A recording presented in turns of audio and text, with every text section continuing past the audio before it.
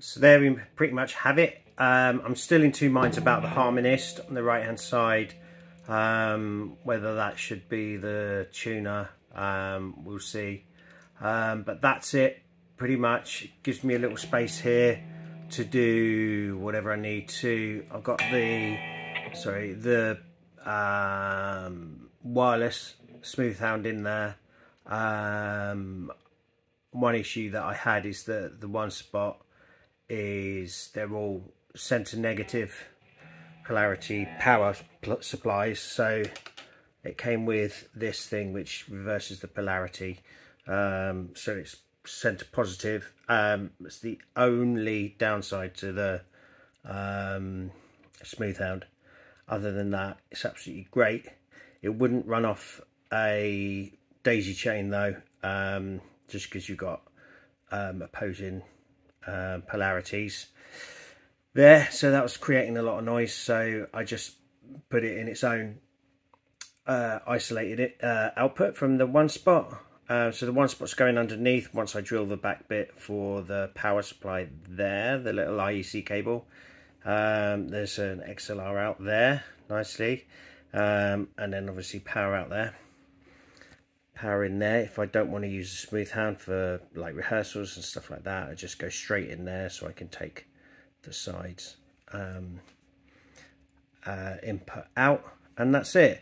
So basically these are my presets. So as you can see, like there's a blur one, there's just a clean crunch drive solo. So what I do is I name them either by the song and then what's on each button. So no buttons is clean, one button there is crunch, that one is drive, and then that one is solo. That's a blur song, there's no other way, that's clean.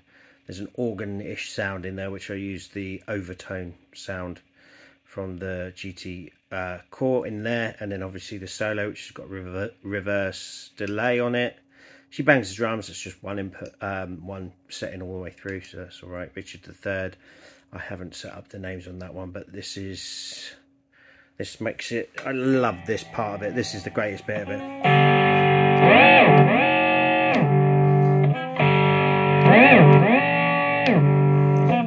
So basically that's what I had the harmonist for originally. It's a great little trick, but I don't know, I don't particularly need it because I've got it on there, but at the same time I don't know, it's either doubling up on the harmonist or doubling up on the tuner. I think the tuner is probably more practical to have in there.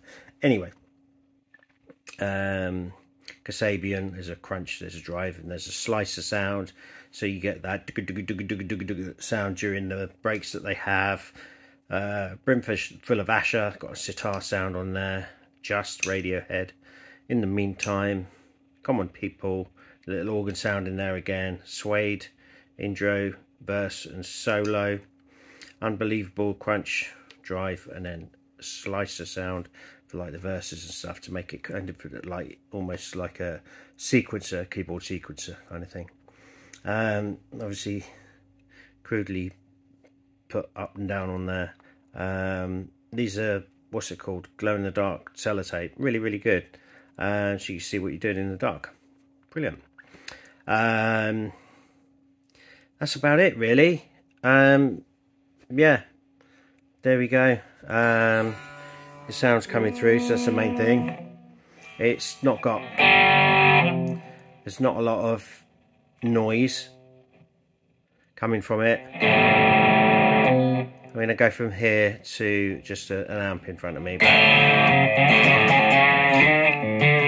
Sorry, I'm trying to hold the phone and play at the same time. It's obviously not much use. And then I've obviously got the Brit picks in there. Yeah, good old branding there. Right, that's about it. These little things are just to screw it down to the board, because this is a board that I made out of wood. I can screw these in without any trouble whatsoever. Really handy. So now that it's all set up and now I know it works, everything gets screwed down and the one spot gets drilled drill a hole through there. Job done. That's it. Off to gig this weekend.